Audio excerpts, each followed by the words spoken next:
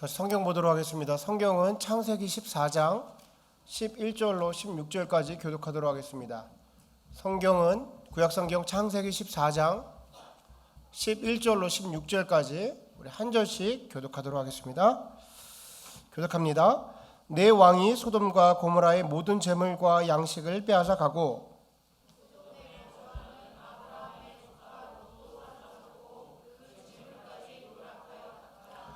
도망한 자가 와서 히브리 사람 아브라함에게 알리니 그때에 아브라함이 아모리 족속 마므레 상수리 숲을 근처에 거주하였더라. 마므레는 에스굴의 형제요 또 아넬의 형제라. 이들은 아브라함과 동맹한 사람이더라.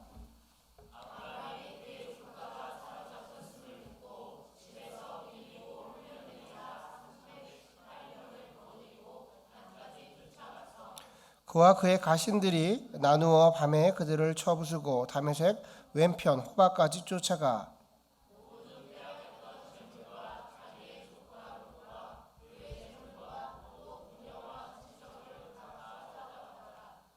아멘. 오늘 저와 여러분이 나눌 말씀은 아브라함 강의 11번째 시간 어디서 신앙생활 하시나요? 신앙생활 어디서 하시나요? 라는 제목으로 말씀 나누도록 하겠습니다. 어디서 신앙생활 하시나요? 이 질문이 사실 신앙인들에게는 그렇게 어색한 질문은 아닙니다. 우리가 자주 듣고 또 자주 답변하는 그런 질문 중에 하나죠. 보통 이 질문은 이런 상황 속에서 나옵니다. 예수님 믿으시나 봐요. 교회 다니시네요. 신앙생활 어디서 하시죠? 예, 저는 참 좋은 교회에서 신앙생활합니다. 예, 저는 사랑의 교회에서 신앙생활합니다. 뭐 이런 상황 속에서 나오는 얘기죠. 무슨 내용인지 알겠어요. 무슨 말인지 알겠습니다. 그런데 정답을 얘기하자면 앞에서 말씀드린 답변은 틀린 말입니다. 틀린 대답이에요. 우리는 참 좋은 교회에서 신앙생활을 하는 사람들이 아닙니다. 우리는 세상에서 신앙생활을 하는 사람들이에요. 누군가가 우리의 신앙을 평가하는 일이 있다면, 누군가가 우리의 믿음을 평가하는 일이 있다면 아마도 그거는 세상 속에서 세상 사람들이 우리의 믿음을 평가하게 될 겁니다. 왜냐하면 우리가 신앙생활하는 곳이 바로 세상이기 때문이에요. 그럼 교회는 뭐 하는 곳일까요? 교회는 그 세상을 믿음으로 살아낸 사람들이 모여서 예수님을 기념하고 예배하고 찬양하고 찬미하는 곳이 교회인 거예요. 이 말은 우리의 사명의 자리가 바로 세상이라는 것을 말해주고 있는 겁니다. 우리는 때때로 교회에 왔으니 더욱더 신실해야 되고 더욱 경건해야 되고 더욱더 예수님께 집중해야 된다고 생각을 해요. 그런데 우리가 만약에 조금 더 집중을 하고 조금 더 경건하고 조금 더 신실하며 예수님을 구해야 하는 것이 있다면 그것은 아마 세상일 것입니다. 왜냐하면 예수님께서는 이 일을 위해서 우리를 만나주셨기 때문인 거예요. 사도행전 1장 8절을 보면 이렇게 기록을 합니다. 오직 성령이 너희에게 임하시면 너희가 권능을 받고 예루살렘과 온 유대와 사마리아 땅끝까지 이르러 내 증인이 되리라 하시니라. 예수님께서는 그 의도를 정확하게 드러내십니다. 예수님께서 우리를 만나주시고 성령을 통해서 우리를 변화시킨 이유는 뭐냐면 세상 가운데 나의 증인으로 살아가라. 그 의도 때문에 그렇게 하신 거예요. 그러니까 우리가 신앙생활해야 할 것은 바로 세상인 것을 얘기해주고 있습니다. 우리의 직장터가 우리의 신앙생활하는 곳이고요. 학교가 또한 사업장이 그리고 여러분이 만나는 교회 밖의 사람들이 다 우리가 신앙생활을 하는 장소이고 만남인 거예요. 혹시 나의 믿음을 인정받고 싶으십니까?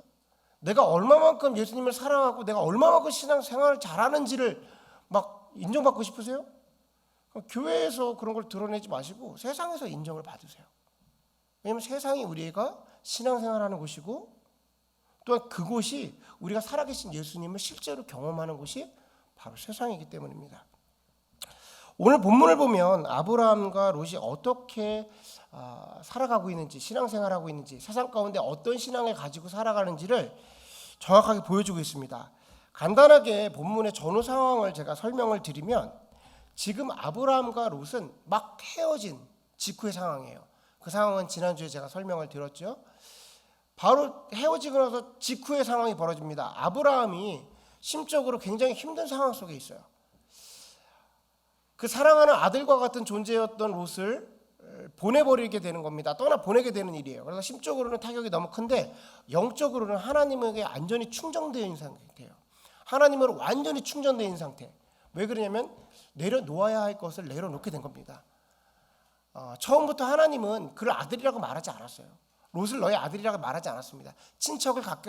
친척을 내어놓고 그 길을 떠나가라라고 말씀하셨죠. 그러니까 내려놓아야 할 것을 내려놓은 상태입니다. 그러니까 자녀 문제에 있어서는 지금 아브라함은 전적으로 하나님만을 의지하는 상황이 된 거예요. 이런 상황 속에서 성경은 두 사람에게 집중되어 있던 시선을 그 주변을 확대시켜 버립니다.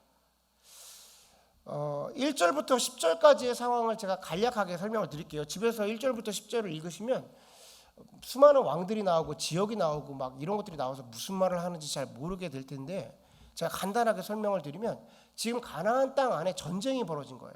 가나안은 많은 부족 국가들로 이렇게 만들어져 있었는데 조그만 국가들이 각각의 왕들을 세워놓고 지냈었어요. 근데 이 안에서 전쟁이 벌어졌는데 이 전쟁이 점점 커져서 이제 그 왕들이 서로가 연합해서 세력과 세력이 만나는 일이 벌어져요. 그러니까 전쟁이 커진 거죠. 세력과 세력이 싸우면서 무슨 일이 벌어지냐면 소돔 왕과 고모라 왕이 전쟁에서 패하게 됩니다. 그러면서 그 소돔과 고모라가 다른 왕에게 침략을 당해서 완전히 땅이 뺏겨버리는 일이 벌어진 거예요. 우리가 이런 시선에서 11절과 13절, 11절부터 13절을 한번 읽어보도록 하겠습니다. 시작.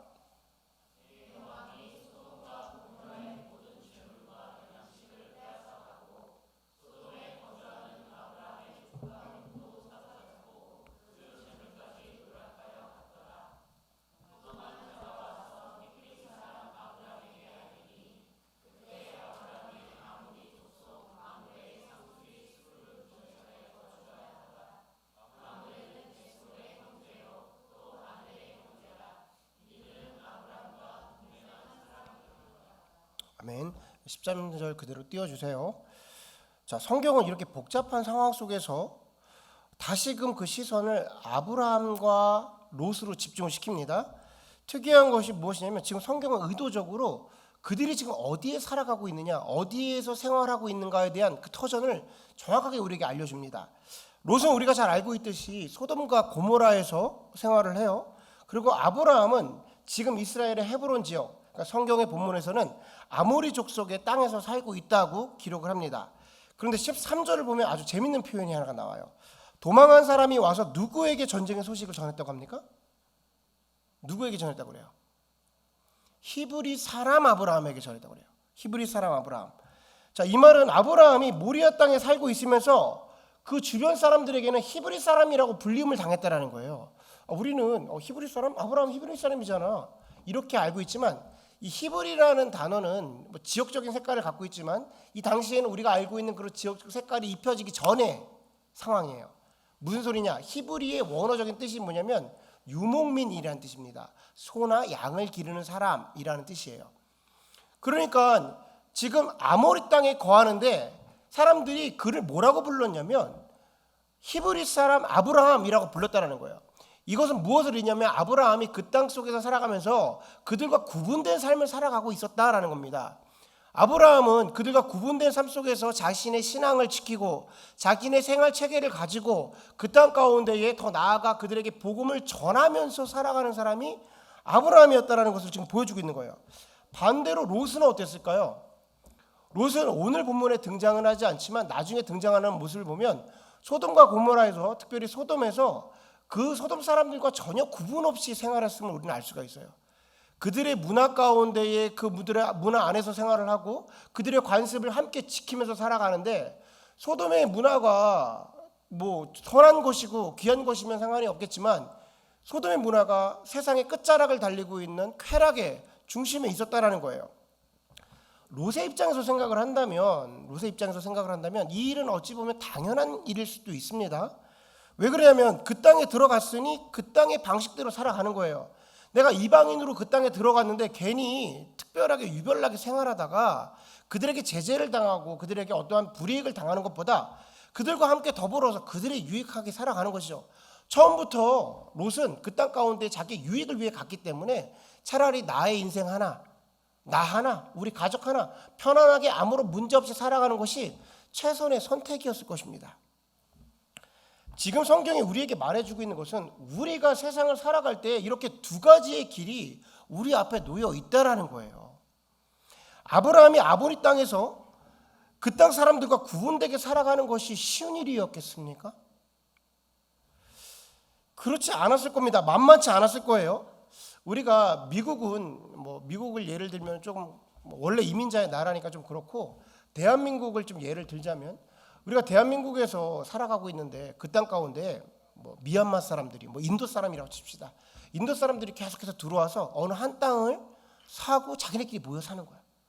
그러면서 대한민국의 법을 지키면서 살아가는 것이 아니라 인도의 법을 갖고 와가지고 인도 법을 지키고 살아가고, 자기네 교회를 짓고 자기네 학교를 짓고, 그러면서 그들끼리 살아가면서 점점 더 막 포교 활동을 한다고 생각해 보세요.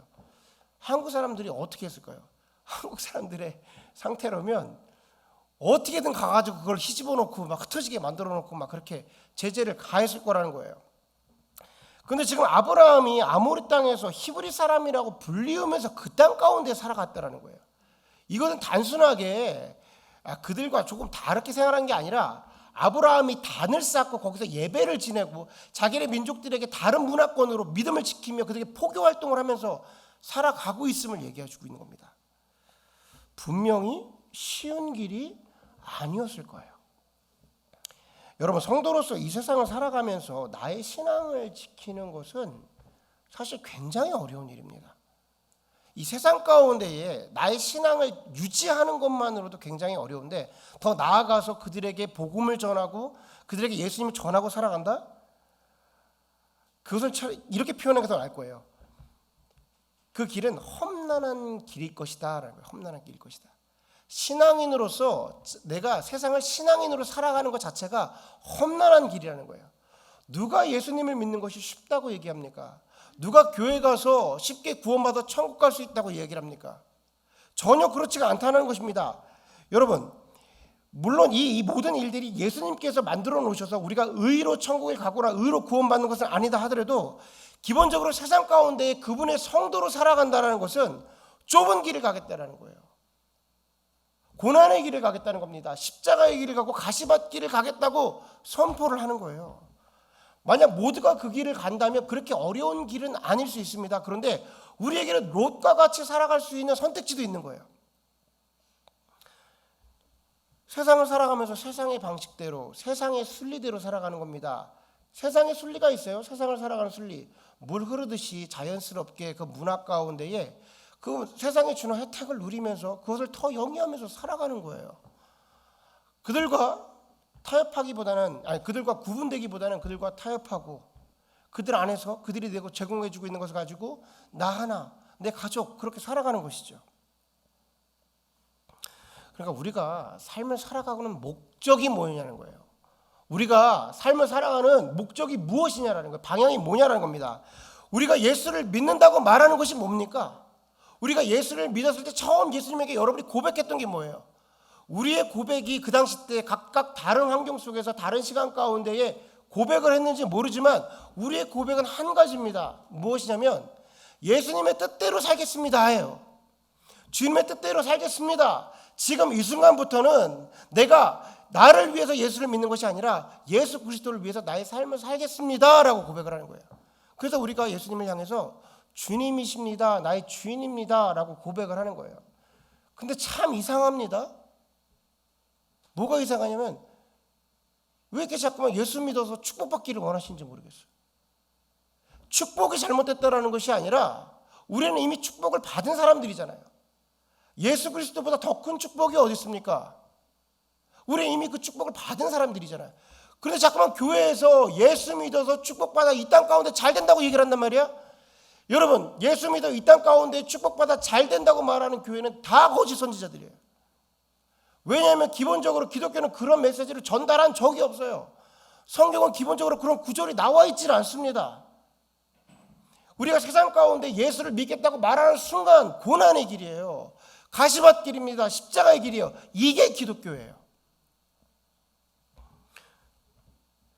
지금껏 우리의 믿음의 선조들이 그 길을 걸어왔고요. 우리가 그 길을 갈 것이며 우리 자녀들에게 그 길을 가라고 말해줘야 되는 것입니다. 이것이 믿음이에요. 이 얘기를 들으면 무슨 말이 나오면 그러려면 뭐하러 예수를 믿어가 나오죠. 그러려면 뭐하러 예수를 믿어. 그래요, 맞아요. 나를 위해서 예수를 믿는다고 교회를 오면 잘못 오신 거예요. 신앙생활이라는 건 뭐냐면, 내가 믿음생활이란 뭐냐면 내가 이제부터는 예수를 위해 살 거야 라고 고백하는 게 믿음생활이란 말이에요. 제가 앞에서 예수님 믿으면 축복받아 이 땅 가운데 잘 될 겁니다 라고 말을 한다면 사람은 얻을 수 있을 것 같아요. 사람들은 조금 더 지금보다 많이 모일 것 같긴 합니다. 그런데 성도는 얻지 못할 것 같아요. 믿음의 사람은 얻지 못할 것 같습니다. 그런데 어떡하죠? 교회는 믿는 사람의 모임이에요. 믿는 사람의 모임인 거예요. 무슨 소리냐? 예수님께서는 지금 이 땅 가운데 예수 믿어 축복받아 이 땅을 잘 살겠다고 모인 사람들의 집단을 교회라고 말하지 않는 거예요. 교회라고 보고 계시지 않는 겁니다.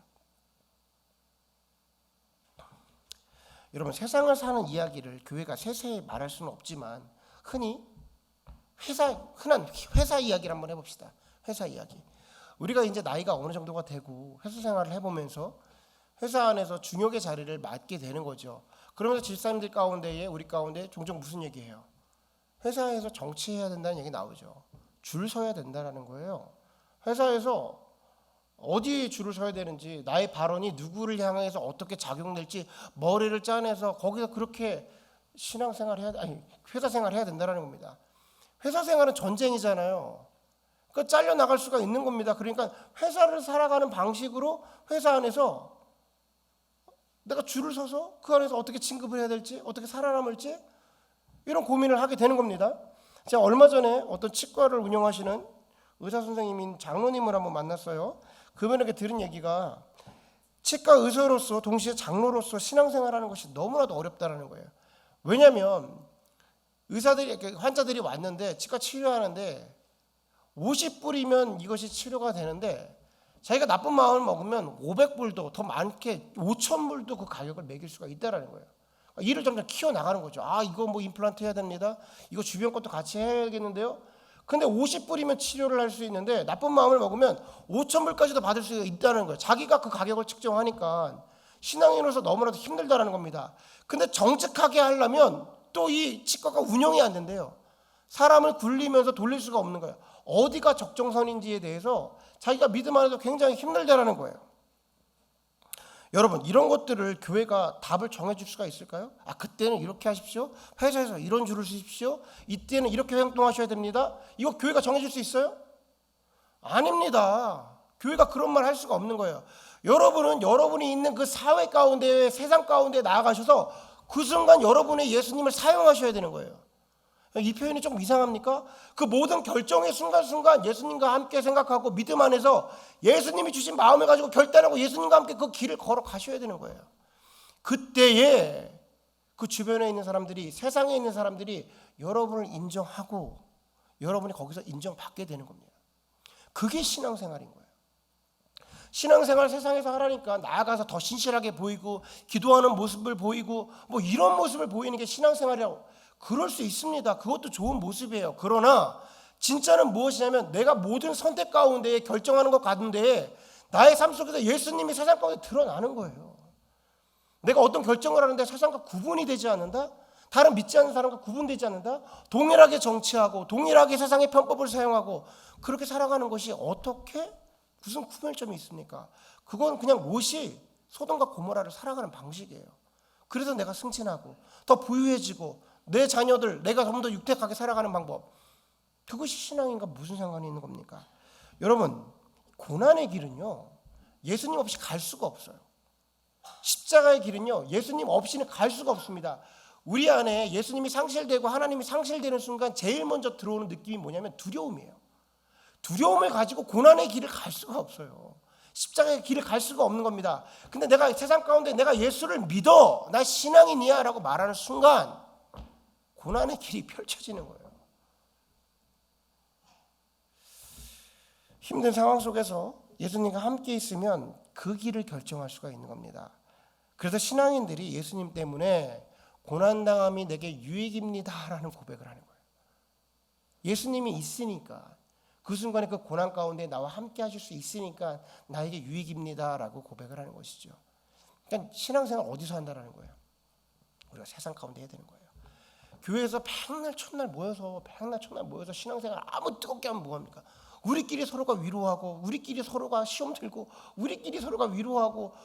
여러분, 우리의 진짜 무대는요, 이 신앙을 드러낼 무대는 어디냐면 세상이에요. 세상에서 예수라는 진검승부를 하고 있는가? 내가 갖고 있는 그 예수로 선택을 하고 있는가? 그 선택하는 순간 내가 고난의 길이고 가시밭길인데 그 길을 주저하지 않는가?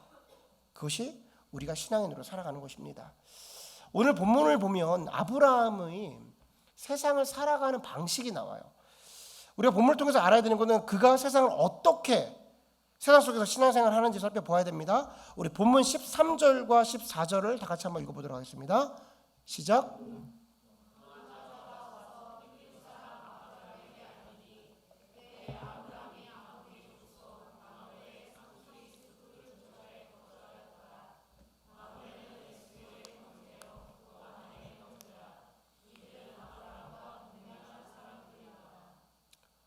아브라함이 그 조카가 사로잡혔음을 듣고 집에서 길리고 훈련된 자 318명을 거느리고 단까지 쫓아가서. 아멘. 우리가 13절을 보면 아브라함은 아모리 족속과 동맹을 맺은 관계다라는 것을 알 수가 있고요.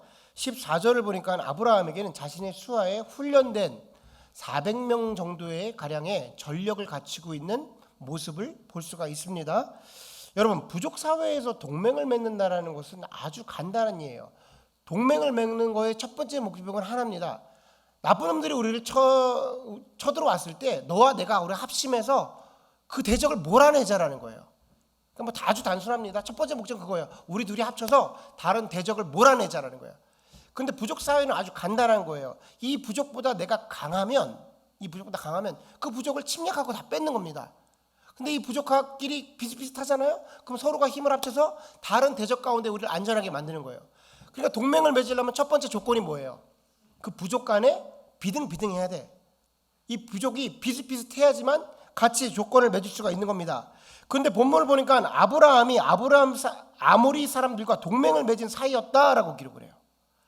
자, 이 말이 무슨 소리냐면 지금 아브라함은 아모리 땅 사람들에게 인정받는 그런 존재로 살아가는 사람이 되었다라는 겁니다. 지금 표현으로 말하면 경쟁력을 갖춘, 준비된, 무시할 수 없는 존재가 아브라함이었다라는 거예요.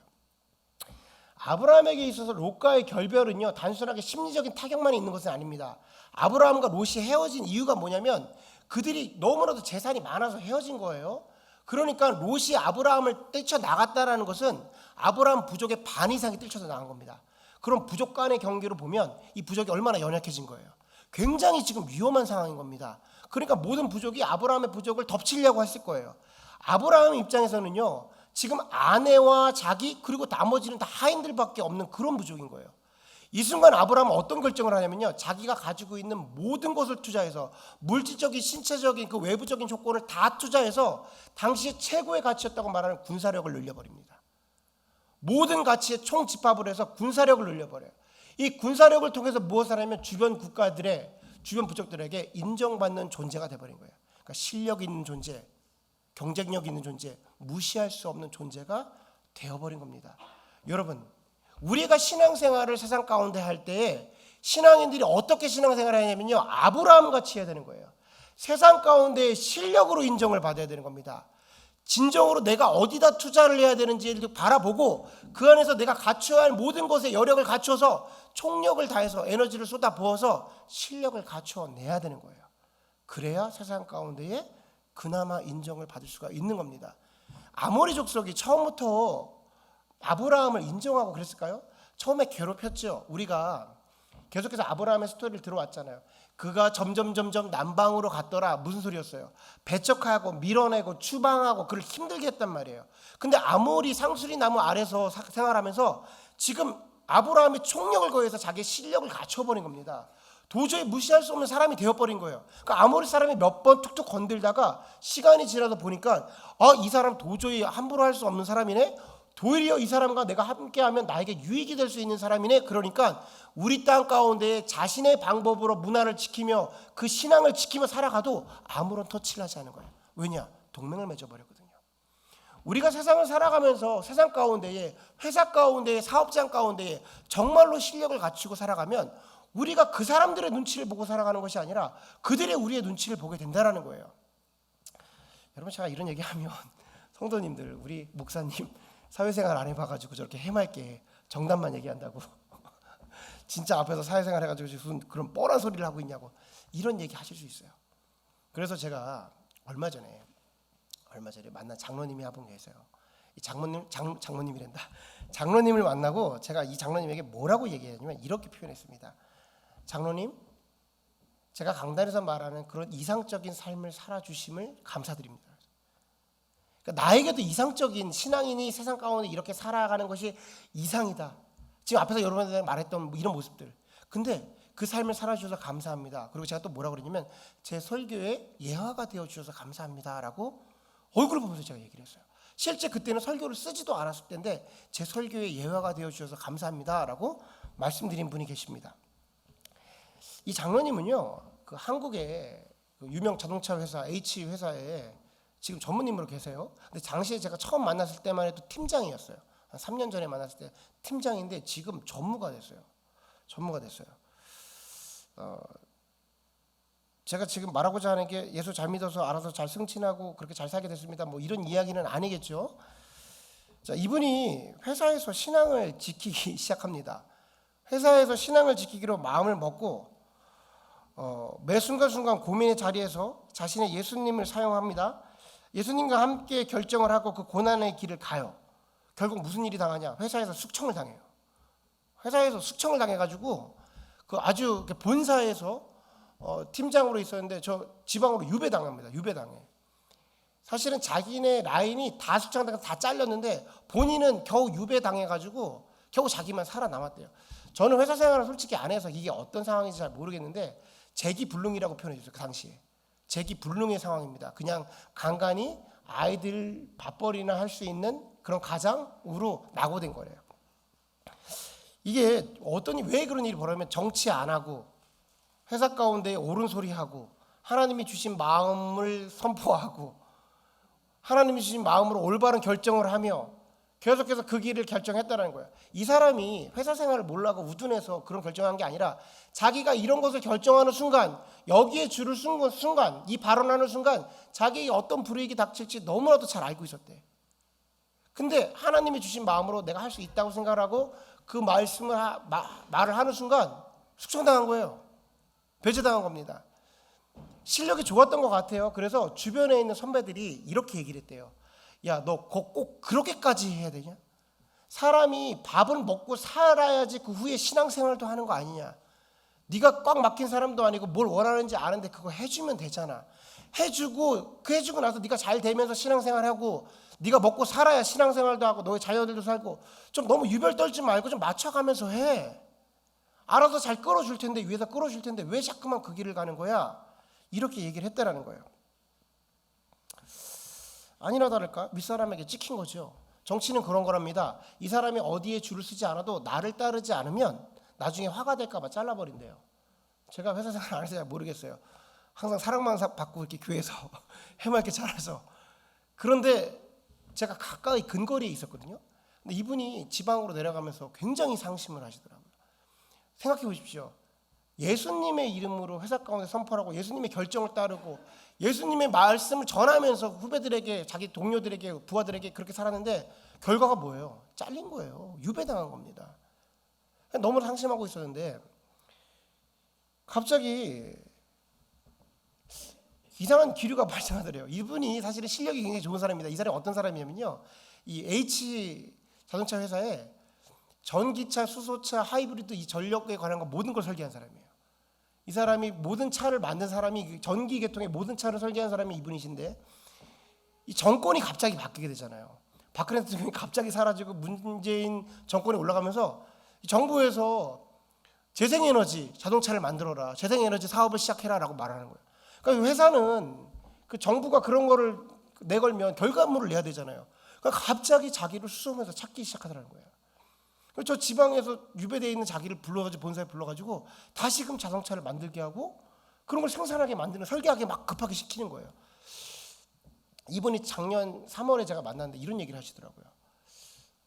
회사에서 자기는 원래 생산 라인에 있는 사람이어서 그냥 일만 하는 사람이라는 거예요. 자기한테 관심을 가져주는 사람이 없대. 오더가 떨어지면 그냥 자동차만 만들면 되는 건데 어느 순간부터 자기가 무슨 발언을 하면 회사가 그리 움직이더라는 거예요. 내가 그냥 뭐 어떤 의도를 가지고 말한 게 아니라 이 생산 라인에 이런 게 필요할 것 같습니다. 앞으로 자동차 회사가 이렇게 될 것 같습니다. 발언을 하면 회사가 그렇게 움직이더라는 거예요. 그래서 발언이 자꾸만 위에 상달되니까 실세라는 소문이 퍼지기 시작하고 사람들이 알아서 막 굴러가기 시작하더라는 거야. 그러다가 자기가 만들었던 자동차들이 결과물을 내서 상무로 승진을 합니다. 유배됐던 사람이 상무로 승진하는 거예요. 그러고 나서 제가 그러니까 올해 6월에 만났는데 5월에 6월에 나한테 무슨 얘기를 하시냐면 상무가 돼서 이제 사람들을 운영하게 됐는데 하나님의 예수 그리스도의 리더십으로 제가 회사를 경영하고 있습니다. 이게 안 될 거라고 말하는데 부하들에게 나와서 그들을 쪼거나 그들에게 질책을 하거나 그런 것이 아니라 계속해서 용서해주고 이해해주고 뒷수습하고 똥 싸면 내가 가서 똥 치워주고 뒷감당하고 파업하면 가서 본인이 직접 나가서 헌신하고 이렇게 하니까 회사가 굴러가더라는 거예요. 아무도 자기에게 그런 것은 말도 안 된다고 얘기를 했대. 그렇게 하지 말라고 그랬대. 근데 계속해서 하나님이 주시는 마음이어서 그렇게 했다라는 거예요. 그러고서 그게 6월이었는데요. 8월인가 전무로 승진을 하셨어요. 제가 지금 말하고자 하는 건요. 그리 했더니 그렇게 좋은 결과를 낳더라 이런 얘기인가 하는 것이 아닙니다. 이분이 엄청나게 실력을 갖추고 있었다라는 거예요. 이렇게 그 신앙을 드러내고 예수의 길을 살겠다고 말하기 이전에 하나님 안에서 철저하게 신앙 가운데에 실력을 갖추고 있었다는 거예요. 여러분 우리가 세상 가운데 실력이 없고 누군가에게 얹혀가고 계속해서 힘들게 비누하게 그렇게 부처를 살아가는데 어떻게 예수님을 말할 수가 있겠습니까? 근데 어느 순간 가운데 우리 실력이 드러나게 되는 것은 하나님이 그 실력을 가지고 사용하겠다라는 거예요. 그러니 그 사람이 예수의 이름으로 살아가면 그것 가운데 예수의 영향력을 발휘하게 되는 거예요.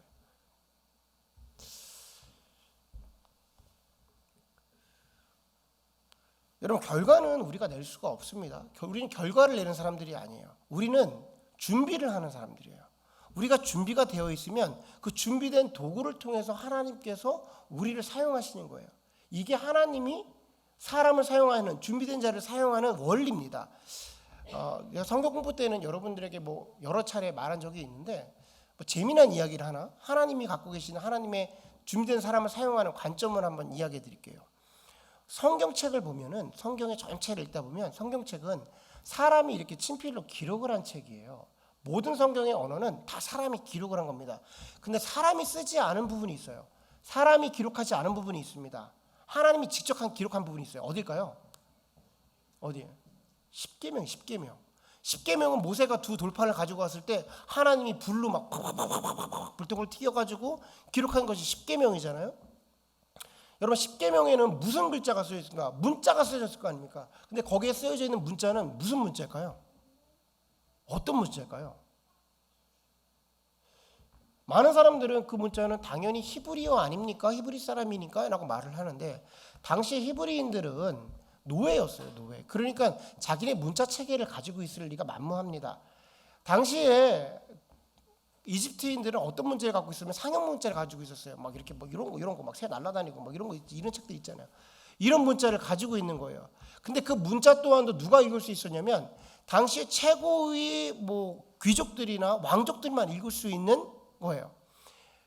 근데 하나님께서 이스라엘 백성을 출애굽시키면서 앞으로 이 민족과 내가 언약을 맺을 거야. 앞으로 이 민족은 이런 것들을 지키고 살아가게 하는 믿음의 민족으로 만들 거야라고 언약을 주시는데 그 언약을 주실 때 문자를 주시는데 그 문자를 읽을 수 있는 사람이 누구밖에 없냐면 모세밖에 없는 거예요. 나머지는 다 노예였습니다. 글씨를 읽을 수 있는 사람이 단 한 사람이 있었는데 그게 모세였다라는 거예요. 준비된 사람이 누구냐? 모세밖에 없었던 거예요. 왜 모세를 선택했냐? 사실은 이런 관점보다 하나님께서 모세를 준비시키고 왕국에 들어가게 하시고 훗날 그 모세를 통해서 하나님의 언약을 맺으시죠. 근데 만약에 모세가 왕국에 들어가서 그냥 세워라 내워라 노는 거야. 그냥 맨날 밥만 먹고 처먹고 자네 얘가 맨날 공만 차고 아무것도 안 해. 그러면 그 문자 이런 거 막 어려운 거 막 새 날아가고 막 이런 거 어떻게 이해했겠습니까?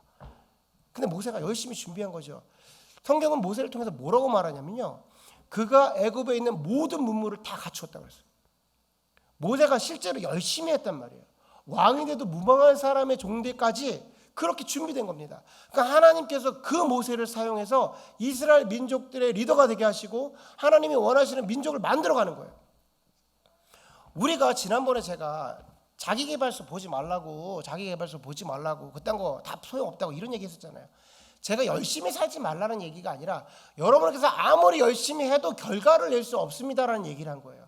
우리가 실제로 자기계발서를 보면서 내 삶 속에서 영어도 열심히 하고 내가 주어진 것에 대해서 내가 운동도 열심히 하고 자기 관리를 철저히 해야죠. 허나 우리가 그걸 준비한다고 우리가 결과물을 낼 수는 없다라는 거예요. 우리는 뭘 하냐면 열심히 준비함으로 그 방향이 하나님께 맞춰져 있으면 준비된 자들을 통해서 하나님이 사용하시겠다라는 거예요. 세상 가운데 영향력을 발휘하고 세상 가운데 신앙생활하는 것은 내가 그 세상을 향해서 열심히 준비를 하고 그들과 타협하지 아니하고 구분된 삶을 살아내는 삶을 살 때 우리가 신앙인, 올바른 신앙생활을 하게 되는 겁니다. 제가 작은 교회를 하겠습니다. 작은 교회를 하는데 강한 교회를 할 거예요. 이런 표현을 하는데 여러분 생각을 해보십시오. 아까 말했던 신앙인들 뭐 어떤 전무가 됐다라는 그 사람, 그 장로님 우리 교회에서 배출했다고 생각해 보세요. 우리가 인원이 작은 사람이라고 작은 교회라고 아무런 영향력을 발휘하지 못하는 교회일까요? 여러분 1000명이 모이고 2000명이 모이면 뭐합니까? 교회 안에 뭉쳐서 살아가면 아무런 영향력을 발휘하지 못하는 거예요. 한국에 교회가 없습니까? 한국에 성도들이 없습니까? 미국에 교회가 없어요? 근데 왜 기독교인들이 손가락질을 당합니까? 왜 이렇게 지금 이 고난의 길을 갖고 있어요 우리가? 교회 안에 뭉쳐 사니까 그런 거예요. 우리가 100명 남짓한 교인이 모여서 뭐 70명 있는 교인이 모여서 만약에 한 명 한 명이 세상 가운데 예수를 살아내면 그게 작은 교회라 말할 수 있을까요? 전혀 그렇지 않다라는 거예요. 우리가 믿음을 가지고 예수를 간직하고 세상에서 신앙생활을 하게 되면 그 영향력은 거의 감당치 못한 사람들이 되는 겁니다. 우리가 꼭 세상에 나가서 엄청난 일들을 하고 무슨 고위 관료가 되어지고 이렇지 않다 하더라도 각자의 자리에서 각자의 달란트를 가지고 영향력을 발휘하고 있으면 그 안에서 예수의 향기가 퍼져나가는 거예요. 교회에서 신앙생활 하지 마십시오. 교회는 그냥 예배 드리면 돼요. 지쳐 오셔서 예수님으로 만족하고 그 힘을 가지고 다시 세상을 나가세요. 그래서 세상에서 그 힘들을 가는 거예요. 고난의 길을 가는 겁니다. 십자가의 길을 가는 거예요. 그러면 그 땅 가운데 영향력을 발휘하는 사람들이 되는 겁니다. 여러분 지금 우리 주변에 있는 교회들을 보세요. 때론 우리 교회도 포함되어 있지만 교회에 모여서 무슨 얘기예요? 왜 우리 교회는 선교를 안 합니까? 뭐 이런 얘기를 해요. 가서 본인이 하세요. 왜 교회가 선교를 해야 돼요? 여러분 최고의 선교사였던 윌리엄 캐리가 교회에 가가지고 선교를 하자고 그랬더니 교회가 뭐라고 그랬냐면 그 하나님이 하실 일이니까 하지마. 이 올바른 조건은 아닙니다. 교회가 선교해야죠. 근데 윌리엄 캐리가 그 말을 듣고 나서 야 너 주접 떨지 마. 교회가 말했단 말이에요. 너 가서 잠자리 가서 구두나 닦고. 근데 윌리엄 캐리가 그 마음속에 하나님 되신 열정을 갖고 본인이 선교사로 나가버렸어요. 그리고 아프리카를 변화시켜버렸어요. 여러분 그 사람의 세상은 어디였냐면 아프리카였어요. 그러니까 아프리카로 나간 겁니다. 교회가 선교를 하지 않겠습니다라 말하는 게 아니라 왜 자꾸만 다들 모여서 교회에서 뭘 하자고 그래요. 교회는 그냥 예배하면 됩니다.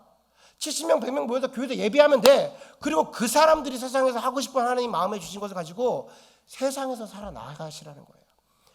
병원을 차리든 나가서 학교를 차리든 나가서 회사 생활을 하든 장사를 하든 간에 예수의 이름으로 예수를 선택하고 예수의 품은 그 예수를 사용하면서 사시라는 거예요. 그러면 그 놀라운 영향력이 세상 가운데 흘러넘치게 된다는 거예요. 여러분 교회가 자꾸만 세상 가운데 뭐 하려고 그러지 마세요. 냄새나요. 그러면 잘 들으십시오. 그동안 역사를 쫙 보세요. 그동안 지난 역사를 쫙 보세요. 교회가 세상 가운데 뭘 했을 때 향기로웠는 적이 있는지. 믿는 성도들이 세상에 나가서 변화시켰지 교회가 변화시킨 적이 단 한 번도 없어요. 교회는 모여서 예배하면 돼. 진실하게 예배드리고 그 예수를 채워서 전쟁터에 벙커처럼 들어와서 휴식을 얻고 나서 예수를 다시 채워서 세상 나가서 예수를 사용하시라는 거예요.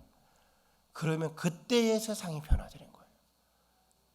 교회에 뭉쳐서 우리 교회는 뭘 왜 안 합니까? 우리 교회는 왜 세상 가운데 뭘 안 해요? 안 해. 우리 교회는 안 할 거예요. 우리 교회는 안 할 거야. 여러분들만 배출하니까 여러분이 살아내세요. 여러분이 살아내세요. 바라기는 우리가 그 삶을 살아낼 때 우리 신앙생활을 교회에서 하는 것이 아니라 세상 가운데 신앙생활할 때 우리가 아브라함처럼 그 땅 가운데 인정받는 사람이 될 때 우리가 말하고 있는, 우리가 전하고자 하는 예수가 빛나게 되는 겁니다. 여러분, 우리가 어디서 승부를 봐야 됩니까? 무엇으로 승부를 봐야 됩니까? 최선을 다해 예수를 드러낼 때 그 예수가 세상을 변화시키는 겁니다. 바라기는 저와 여러분이 만들고자 하는 교회가, 또한 여러분이 해야 하는 신앙생활이 그렇게 세상 가운데 참 영향력을 발휘하시는 참 좋은 교회의 성도들 되시기를 주님의 이름으로 축원합니다. 아멘. 우리 다 같이 찬양하시고 함께 기도하는 시간 갖도록 하겠습니다.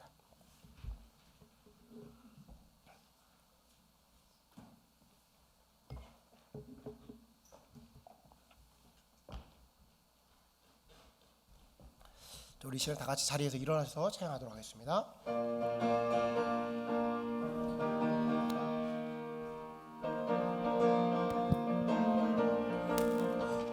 주님 약속하신 말씀 위에서 영원토록 주를 찬송하리라. 소리 높여 주께 영광 돌리며 약속 믿고 굳게 서리라. 굳게 서리, 영원하신 말씀 위에 굳게 서리, 굳게 서리, 그 말씀 위에 굳게 서리라. 주님 약속하신 말씀 위에서 세상 염려 내게 엄습할 때에 용감하게 힘써 싸워 이기며 약속 믿고 굳게 서리라. 굳게 서리, 영원하신 말씀 위에 굳게 서리, 굳게 서리, 그 말씀 위에 굳게 서리라. 주님 약속하신 말씀 위에서 영원하신 주의 사랑이 믿고 성령으로 힘써 싸워 이기며 약속 믿고 굳게 서리라. 굳게 서리, 영원하신 말씀 위에 굳게 서리, 굳게 서리, 그 말씀 위에 굳게 서리라. 주님 약속하신 말씀 위에서 성령 인도하는 대로 행하며 주님 품에 영생 안식 얻으며 약속 믿고 굳게 서리라. 굳게 서리, 영원하신 말씀 위에 굳게 서리, 굳게 서리, 그 말씀 위에 굳게 서리라. 아멘. 우리 시간에 다 같이 한번 기도하는 시간 갖도록 하겠습니다.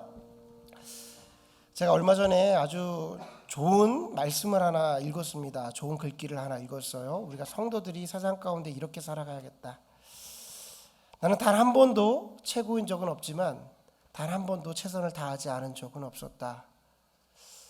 어느 사람이 삶을 회고하면서 이런 글을 썼습니다.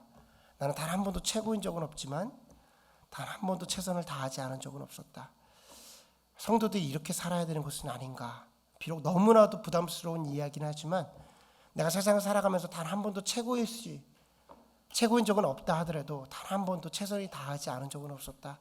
이 고백을 우리가 하나님에게 했으면 좋겠습니다.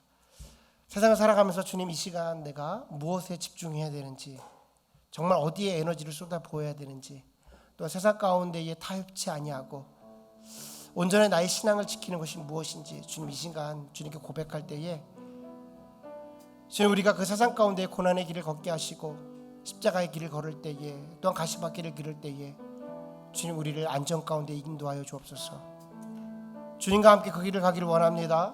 주님과 함께 그 길을 내딛기 원합니다. 내 눈에는 너무나도 어두워 보이고 험난해 보이지만 주님이 내 마음 가운데 말씀하고 계시니 나의 증인이 되라 말씀하셨사오니 세상 가운데 승부를 보겠습니다. 주님, 주님으로 무장케 하여 주시고 성령님, 나의 발걸음을 인도하여 주옵소서. 우리 다 같이 기도하는 시간 갖도록 하겠습니다. 아버지 하나님,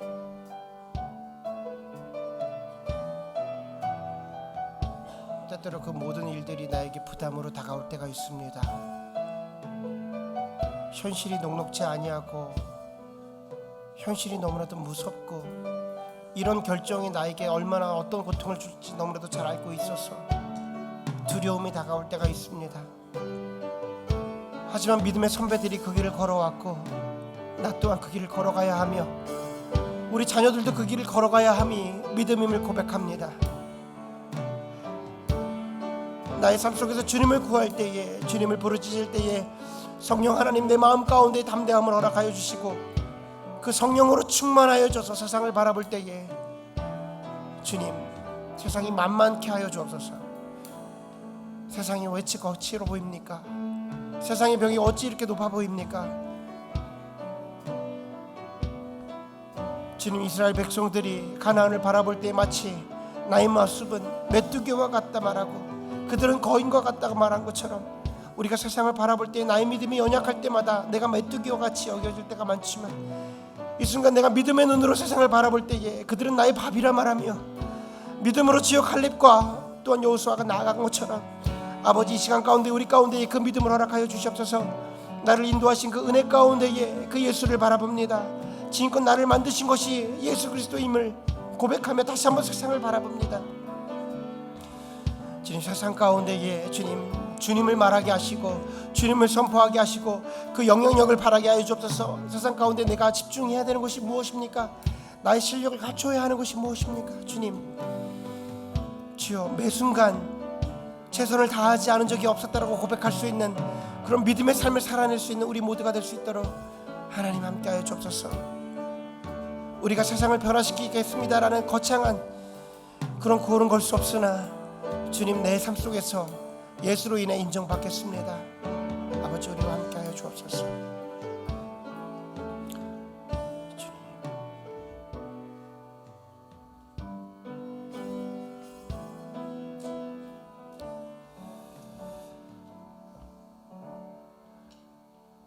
우리가 신앙을 지키며 세상 가운데에 단 한순간도 최고인 적은 없다 하더라도 주님, 매 순간 최선을 다할 수 있는 신앙인이 되게 하여 주옵소서. 무엇에 집중하는지를 알게 하시고 그것에 모든 에너지를 쏟아붓고 내 삶 속에서 예수가 드러날 수 있도록 주님, 우리를 사용하여 주시옵소서.